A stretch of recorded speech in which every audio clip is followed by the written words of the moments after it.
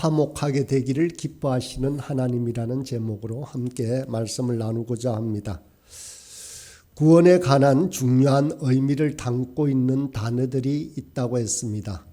그 중에 첫 번째 단어는 속량이라는 단어였습니다. 우리가 14절에서 그 속량의 의미를 살펴보았습니다. 속량이라고 하는 것은 제사함, 즉 죄를 사해 주는 것을 말합니다. 그러나 이 단어 속에는 더 중요한 의미가 포함되어 있습니다. 즉 값을 지불한다는 의미가 내포되어 있습니다. 우리의 죄는 그저 아무런 대가 없이 그저 사해지는 것이 아니라는 것입니다. 누군가가 그 죄값을 치러야만 했습니다. 죄가 없는 예수님께서 우리를 대신해서 그 값을 치른 것입니다.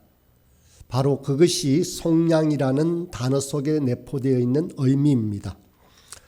우리의 죄를 대신 지신 예수님을 어떤 분이라고 했습니까? 예수님은 천지를 만드신 창조주 하나님이라고 하셨습니다. 또한 만물이 존재하는 목적이고 만물이 예수님 안에서 세워지고 유지된다라고도 했습니다. 또 오늘 본문을 보면 교회의 머리가 되신다고 했습니다. 18절 상반절에 보니 그는 몸인 교회의 머리시라라고 합니다. 교회는 예수님을 머리로 하나 된 몸입니다. 우리가 예수님을 믿고 거듭날 때 우리는 머리 대신 예수님과 연합하게 됩니다. 뿐만 아니라 교회의 몸을 구성하고 있는 다른 지체들과도 연합이 됩니다. 그러나 교회가 완전한 공동체는 아닙니다. 여전히 교회는 불완전한 사람들이 모여 있습니다. 교회는 모두가 정서적으로 같은 사람은 아닙니다. 보기만 해도 사랑이 솟아나고 사랑하고 싶어서 견딜 수 없는 사람들만 모아서 교회를 구성하고 있지는 않다는 것입니다. 교회는 불완전하고 한계가 많습니다. 하지만 교회는 우리를 향하신 주님의 부르심을 기억하는 공동체입니다. 주님께서 우리를 부르셔서 한 몸 되게 하신 것을 힘써 지켜내는 공동체가 바로 교회입니다.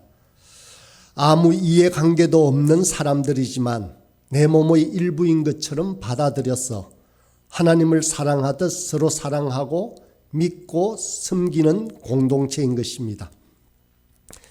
주님이 그 교회의 머리이시고 우리는 그 교회를 구성하는 중요한 몸입니다. 또한 예수님은 만물의 어떠미신 분이십니다. 18절 하반절을 보면 이는 친히 만물의 어떠미 되려 하시며 예수님은 창조주이시며 교회의 머리가 되신 분이십니다. 그러므로 마땅히 어떠의 자리를 내어 드려야 하는 것입니다.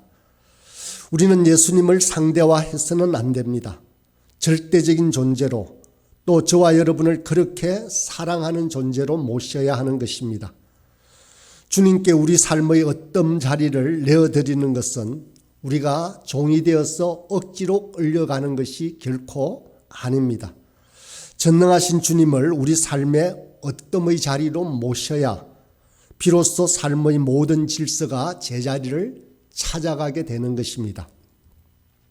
또한 우리의 한 번뿐인 인생이 가치와 의미를 지니고 그러한 인생을 저와 여러분이 살아가게 되는 것입니다. 이처럼 예수님은 말씀으로 천지를 창조하시고 섭리하시며 지키시는 분이십니다. 예수님은 교회의 머리가 되시고 으뜸이신 분이십니다. 창조주 되신 예수님께서 우리 죄를 대신해서 피 흘리심으로 말미암아 우리는 거듭나게 되었습니다. 우리의 거듭난 생명은 이렇게 소중한 것입니다. 예수님이 대신 죽으셔서 얻은 생명인 것입니다. 그래서 우리를 천하보다 귀하다고 하셨습니다. 우리는 예수님만큼 소중한 존재가 되었습니다. 예수님께서 우리를 위해서 피 흘리심으로 얻은 새 생명이기 때문에 그렇습니다. 우리의 가치는 돈으로 환산할 수 있는 존재가 아닙니다. 예수님의 피값이 바로 우리의 생명인 것입니다. 창조주 되시고 머리 되시고 어뜸이 되신 분이 저와 여러분을 구원하기 위해서 대신 죽으신 것입니다. 이것을 기억해야 합니다. 그러해야 그만큼 저와 여러분의 구원이 귀하고 소중한 의미인 것을 깨닫게 되는 것입니다. 오늘 본문에는 구원의 중요한 의미를 담고 있는 또 다른 단어 하나가 나옵니다. 오늘 본문에 나오는 화목이라는 단어입니다. 하나님은 우리의 죄를 용서해 주실 뿐만 아니라 또 자녀되게 하실 뿐만 아니라 하나님과 화목한 관계에 들어가도록 우리를 초대하십니다.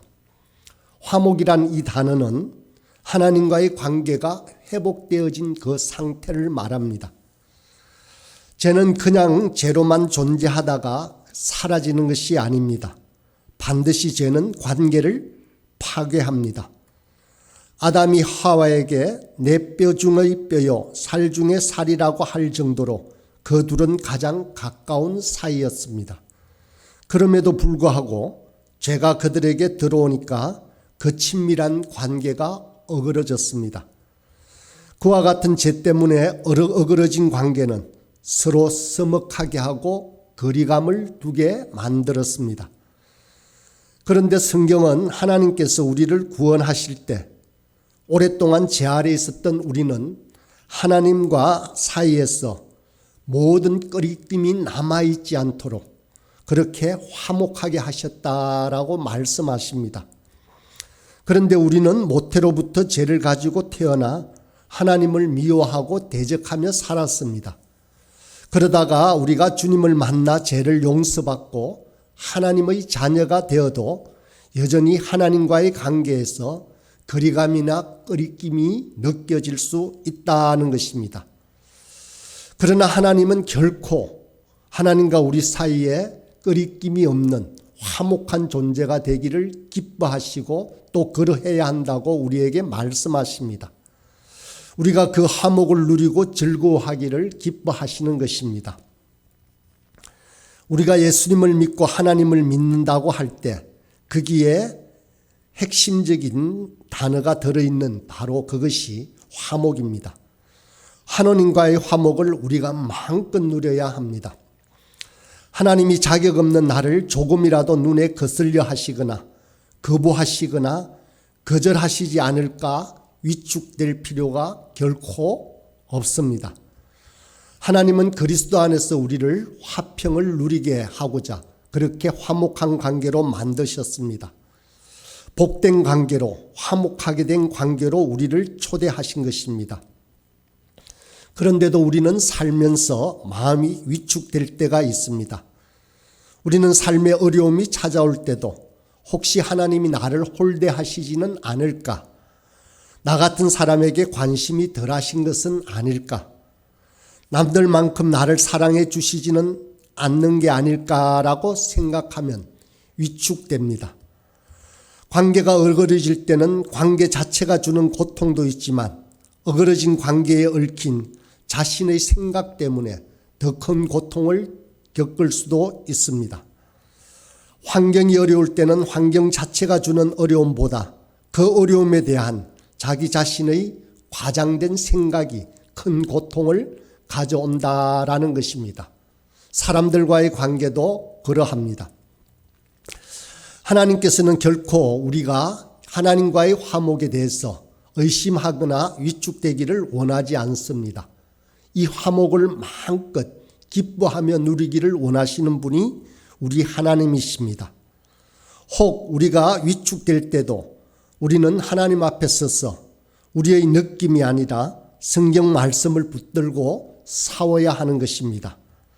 어떤 절망적인 경험을 하는 삶의 자리에서도 하나님의 생각은 내 생각과는 다르다는 사실을 믿고 싸워야 하는 것입니다. 하나님께서는 예수님이 십자가에서 흘린 피로 화평을 이루시고 우리를 화목의 자리로 부르시고 그것을 기뻐하는 자로 그렇게 있기를 소원하십니다. 하나님은 우리를 자신의 가장 가깝고 친밀한 자리에 두기를 원하시는 것입니다. 우리는 환경에 따라 하나님도 우리를 대하시는 태도가 다를 것이다 라고 생각해서는 안 됩니다. 누구와의 관계가 어그러질 때처럼 하나님도 우리에게 그렇게 하실 것이라고는 결코 생각해서는 안 된다는 것입니다. 우리 인생의 가장 고통스러운 삶의 경험을 하는 그 순간에도 하나님은 저와 여러분을 화목 가운데로 이끄신다는 사실을 꼭 믿어야 합니다. 하나님이 구주의 십자가 보혈로 우리를 화평하게 하시기를 기뻐하십니다. 우리가 어려운 환경을 만나면 혹시 우리를 사랑해 주시지 않는 것이 아닐까라고 생각할 수도 있습니다. 하지만 그 어떤 삶의 자리에서도 하나님이 우리와 화목하시고 가장 친근한 사귐과 교통으로 초대하고 있다는 사실을 기억하셔야 합니다. 하나님은 제가 가져다 주는 거리를 확 좁혀 주셨습니다.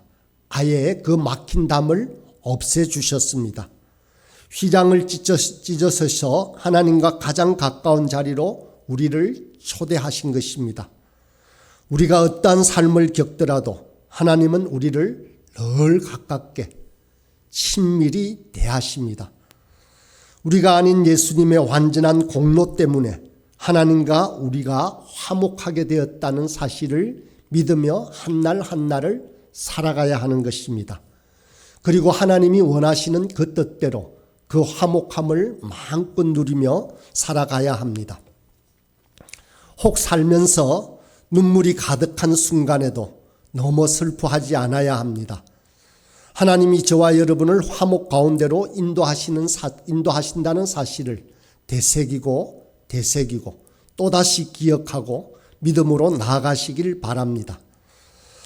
사도 바울은 고린도후서 5장 18절 이하에서 이렇게 말씀을 전합니다. 긴 말씀이지만 천천히 읽어보겠습니다. 모든 것이 하나님께로서 났으며 그가 그리스도로 말미암아 우리를 자기와 화목하게 하시고 또 우리에게 화목하게 하는 직분을 주셨으니 또 하나님께서 그리스도 안에 계시사 세상을 자기와 화목하게 하시며 그들의 죄를 그들에게 돌리지 아니하시고 화목하게 하는 말씀을 우리에게 부탁하셨느니라. 그러므로 우리가 그리스도를 대신하여 사신이 되어 하나님이 우리를 통하여 너희를 권면하시는 것 같이 그리스도를 대신하여 간청하노니 너희는 하나님과 화목하라. 바울은 계속해서 고린도 교회를 향해서 저와 여러분들을 향해서 하나님과 화목한 그 사실을 기억하라고 말합니다. 그러면서 우리가 하나님과 함께 일하는 자로서 바울이 권합니다. 하나님의 은혜를 헛되이 받지 말라.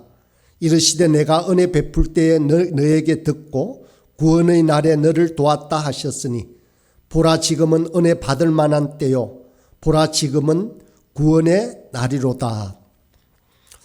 우리는 하나님의 은혜를 마음껏 누려야 합니다. 구원받은 자로서 구원의 은혜의 때를 누리며 살아가야 하는 것입니다. 하나님은 화목하게 하는 이 복된 은혜를 지금 주시기 때문에 바로 지금이야말로 은혜 받을 때요 구원의 날이라는 것입니다. 이 날이 하나님을 그 화목 안에서 친밀하게 누릴 때인 줄 알고 마음껏 화목 안에 머물라고 바울 사도는 그렇게 권면하고 있습니다. 저와 여러분은 절대 이 화목을 빼앗기지 말아야 합니다. 하나님이 구주의 핏값으로 우리를 위하여 사신 그 화목입니다. 골로새서 1장 20절은 화목의 범위를 넓히고 있습니다. 다시 읽어보겠습니다. 그의 십자가의 피로 화평을 이루사 만물 곧 땅에 있는 것들이나 하늘에 있는 것들이 그로 말미암아 자기와 화목하게 되기를 기뻐하심이라. 우리의 화목, 하나님과의 화목은 우리가 다 알 수 있는 것입니다. 그런데 이 말씀은 하나님과 우리의 화목에만 머물지 말고 만물에까지 화목이 이르도록 하라라고 권면하고 있습니다. 식물과 동물과 땅과 하늘과 우주에 이르기까지 구주의 십자가 보혈로 화목하게 된 것이라고 분명하게 말씀하고 있습니다. 그 화목이 이르지 않는 곳이 없음을 알려주고 있습니다. 천지 만물과 땅에 있는 것과 하늘에 있는 모든 것이 하나님의 화목 안으로 들어온다고 그렇게 말씀은 강조하고 있습니다. 우리의 믿음은 지극히 개인적입니다. 그렇지만 우리 구원에만 안주하는 것이 아닙니다. 나만 혹은 내 가족만 믿어 하나님께 복받는 것에 머무는 것이 결코 우리의 구원이 아니라는 것입니다. 우리가 하나님 앞에서 자신의 죄를 깨닫고 돌이키면 하나님과 우리 사이에 화목이 이루어지고 그 화목 안에 우리를 대하는 줄 알면 그때부터 우리 안에 참된 평화가 생기고 우리의 환경이 어떠하든지 사람의 관계가 때로 어그러지는 순간에도 우리 마음속에 평화가 생기는 것입니다. 우리의 내적 자아에 평화가 공존하게 되면 그러면 이웃과도 평화를 회복하게 된다는 것입니다. 바른 신앙의 중요한 증거는 바로 이 이웃과의 관계 회복에 있습니다. 우리가 예수님을 믿을 때 하나님과 화목하게 되면 반드시 이웃과도 화목하게 된다는 것입니다. 이웃과의 화목은 여기서 말하는 화목이라는 것은 사람이 가지고 있는 성품의 사교성을 말하는 것이 아닙니다. 기질적으로 사교성이 부족한 사람이 있습니다. 그래서 하나님과 화목하면 내성적인 성격이 외향적인 성격으로 바뀐다라는 뜻도 아닙니다. 기질이나 성격이 어떠하든지 아무 상관없이 하나님과 이웃과의 관계가 회복되어지면서 화목하게 된다라는 것입니다. 우리가 말씀에 집중하게 되면 부부관계와 자식과 친지 이웃과의 관계가 회복되어 가고 있음을 우리는 체험하고 살고 있습니다. 그런 화목이 오늘 본문에서 보면 어디에까지 미친다라고 말하고 있습니까? 이웃뿐만 아니라 생물과 하늘과 땅과 자연에 이르기까지 모든 만물에 주께서 주시는 화목의 영광이 드러난다라고 말씀하고 있습니다. 하나님과의 화목과 조화와 균형이 회복된 것을 우리는 무엇으로 알 수 있습니까? 그것은 바로 교회를 통해서 알 수 있습니다. 그런 면에서 교회는 살아있는 그림책이라고 할 수 있습니다. 피 한 방울 섞여 있지 않은, 아무런 이해관계도 얽혀 있지 않은 생면부지의 사람들이 예수님 때문에 모여서 가족 같은 공동체를 이루는 것이 교회입니다. 아무 조건이나 이해 타산 없이 예수님 때문에 서로를 내 몸의 한 부분인 것처럼 소중하게 여깁니다. 나에게 있는 귀한 것들, 그것이 재물이든 시간이든 힘이든지 아낌없이 지체들을 위해 사랑으로 섬기는 공동체는 교회밖에 없습니다. 물론 교회가 완전한 공동체는 아닙니다. 우리 모두가 인정하다시피 교회에도 허물과 실수가 있습니다. 사랑의 공동체라고 말하기에는 너무나 부족하고 한계가 많다는 것도 우리 스스로 인정합니다. 그럼에도 불구하고 교회는 세상의 집단과는 다릅니다. 불완전하고 질그릇처럼 깨지기 쉽고 연약하며 수많은 한계를 그대로 가지고 있지만 그것들을 넘어서 지체들을 내 몸의 한 부분처럼 사랑하고 섬기는 것이 바로 교회입니다. 형식적인 관계가 아닌 책임 있는 관계로 나아가는 공동체가 바로 교회인 것입니다. 사랑하는 여러분, 세상은 우리 교회를 볼 때마다 하나님과 화목하게 되는 증거를 얻게 될 것입니다. 하나님께서 우리에게 주신 복된 이 화목을 저와 여러분이 경험하게 될 뿐만 아니라 주변 이웃들도 함께 경험하게 되는 우리 교회가 되기를 간절히 소망합니다. 또 주님께서 우리 모두를 그렇게 사용하시길 이 아침에 간절히 소원합니다. 그렇게 하실 주님을 찬양합니다.